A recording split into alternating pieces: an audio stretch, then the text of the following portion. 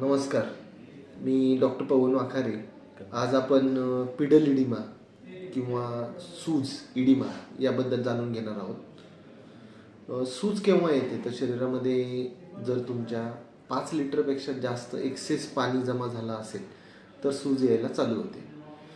सूज ही 2 प्रकारची असते. एक लोकल सूज असते, म्हणजे शरीराच्या एका विशिष्ट भागावरच सूज येणे, किंवा जनरल म्हणजे सगळीकडेच सूज येणे. सूज हे खूप महत्त्वाचं एक लक्षण आहे.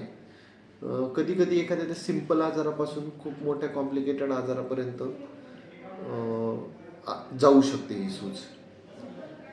सूज लोकल म्हणजे समजा तुम्हाला कुठे लागले, किंवा कुठे तुम्हाला इंजेक्शन देण्यात आले, किंवा कुठे एखादा बाईट झालाय, तुम्हाला मधमाशीचा बाईट आहे, किंवा स्नेक बाईट आहे, किंवा तुम्हाला स्कॉर्पियन बाईट आहे, तर तेवढ्या लोकल भागावर फक्त सूज येते. त्याला आपण लोकल कॉजेस जास्त कॉन्ट्रीब्यूट करू शकतो. आणि दुसरं असतं की जनरलाइज, म्हणजे जेव्हा सूज ही पूर्ण शरीरावर येते त्यावेळी मग कुठला तरी सिस्टेमिक डिसीजचा आपल्याला विचार करावा लागतो. जसं की पूर्ण शरीरावर सूज येणारे जर तुम्ही कारणं बघितली तर ते आपण सगळ्यात पहिल्यांदा हृदय म्हणजे कंजेस्टिव्ह हार्ट फेल्युअर या आजारामध्ये, किंवा कॉर्पल म्हणेल ह्या आजारामध्ये सूज येऊ शकते. दुसरं कारण असतं किडनीचे आजार, म्हणजे आयदर नेफ्रोटिक सिंड्रोम, किंवा क्रॉनिक किडनी डिसीज, किंवा ॲक्यूट किडनी इंजुरी यामध्ये सूज येऊ शकते. तिसरं कॉमन असेल तर लिव्हर सिरोसिस, म्हणजे लिव्हरचं सिरोसिस झाल्यामुळे सूज येऊ शकते. दुसरी काही कारणं तुम्ही सांगायची झाली तर ती झालं थायरॉइड, म्हणजे थायरॉइड या आजारामध्ये पण सूज येऊ शकते. प्रत्येक आजारामध्ये सुजेचं प्रमाण वेगळं असतं, त्याची सुरुवात वेगळी असते. तर जनरली जर तुम्ही थायरॉइडचं बघाल तर थायरॉइडची ही सूज आहे ती सकाळी उठल्यानंतर चेहऱ्यावर दिसते, डोळ्याभोवती सूज दिसते, किंवा हातापायामधले तुमचे ज्या अंगठ्या असतात त्या टाईट होतात, किंवा तुमचे जे कपडे असतात, इनर विअर्स असतात ते तुम्हाला टाईट व्हायला चालू होतात. जर तुम्ही किडनीच्या आजाराचं बघितलं तर किडनीच्या आजारामध्ये जनरली सूज ही पायाच्या तळव्यांपासून चालू होते, नंतर ती हळूहळू वरती होत राहते. लिव्हर सिरोसिसमध्ये म्हणाल तर आधी पोटात पाणीचा कधी कधी साचायला चालू होतं आणि नंतर पायावर सूज येते.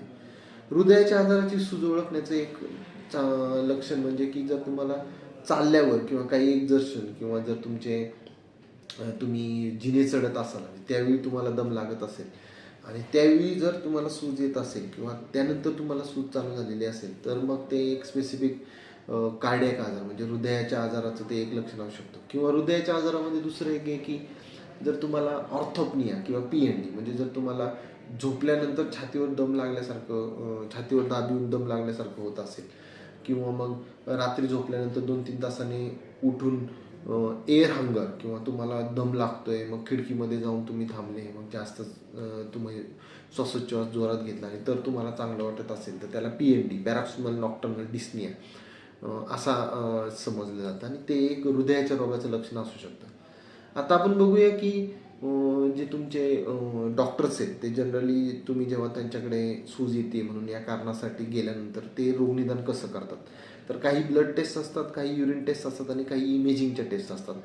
ब्लड टेस्टमध्ये काय केलं जातं तर तुमचं हिमोग्लोबिन चेक केलं जातं, त्याच्यानंतर RFT म्हणजे रिनल फंक्शन टेस्ट केल्या जातात, लिव्हर फंक्शन टेस्ट केल्या जातात, तुमचं प्रोटीनचं प्रमाण बघितलं जातं, त्याला सिरम प्रोटीन म्हणजे शरीरातलं सिरम प्रोटीन, त्याच्यामध्ये एक अल्ब्युमिन पार्ट असतो, एक ग्लोबिलिन पार्ट असतो.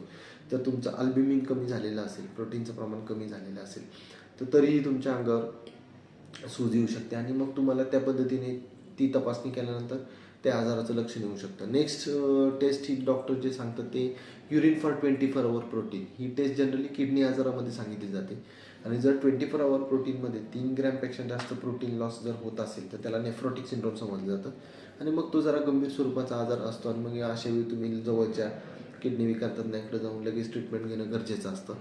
त्याच्यानंतरची पुढची टेस्ट असते इमेजिंग, म्हणजे ज्याच्यामध्ये सोनोग्राफी केली जाते, पोटाची सोनोग्राफी केली जाते. तर ती आता आपल्याला हे बघितलं की काही काही तपासणी जनरली डॉक्टर सांगतात की ज्याच्यातून आपल्याला रोग निदान करायला फायदा होतो.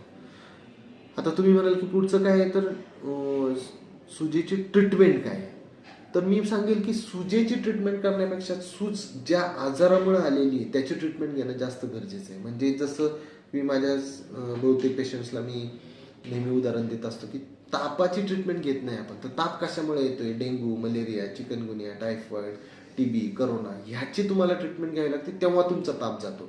फक्तच तुम्ही पॅरासिटामॉलची गोळी खात असाल तर तेवढ्यापुरतं फक्त तो ताप निघून जातो. पण जोपर्यंत तुम्ही त्या बेसिक त्याचा जे आजार आहे तो ट्रीट करत नाही तोपर्यंत तुमचं ते ताप जाऊ शकत नाही. तसंच इडिमाचं आहे, म्हणजे जे सुजेचं आहे, सूज ही फक्त घालवायची असेल तर डायरेटिक्स नावाचे काही औषधं असतात, त्यांनी लगेच सूज जाते. पण जो बेसिक आजार आहे, म्हणजे जो किडनीचा आजार आहे, लिव्हरचा आजार आहे, हृदयाचा आजार आहे, थायरॉइडचा आजार आहे, किंवा प्रोटीन कमी झाले शरीरातले, त्याची जोपर्यंत तुम्ही ट्रीटमेंट देत नाही तोपर्यंत ती सूज सारखी येत राहणार. आणि त्याला डायरेटिक फक्त खाणं ही ट्रीटमेंट नाही आहे, ही फक्त सिम्टमॅटिक ट्रीटमेंट झाली. दुसरे जे काही पेशंट्स असतात की ज्यांना काहीच कारण सापडत नाही सूज यायचं, मग अशा पेशंट्समध्ये आम्ही काय सांगतो तर मिठाचं प्रमाण कमी ठेवा, less than 2 gram per day salt intake राहू द्या, किंवा वॉटर इंटेक तुम्ही कमी करा. हिवाळ्यामध्ये समजा 1 लिटरपेक्षा कमी, उन्हाळ्यामध्ये 1.5 लिटरपेक्षा कमी. अशा ह्यांनी सिम्टमॅटिक मॅनेजमेंट तुम्ही सुजेचे करू शकता. तर अशा पद्धतीने आपण आज थोडक्यात सूज या विषयावर माहिती जाणून घेतली. आणि अजून काही क्वेरी असतील तर तुम्ही प्रत्यक्ष आम्हाला कॉन्टॅक्ट करू शकता, किंवा तुम्ही जवळचे तुमचे जे किडनी विकार तज्ज्ञ आहेत त्यांच्याशीही कॉन्टॅक्ट करू शकता. नमस्कार.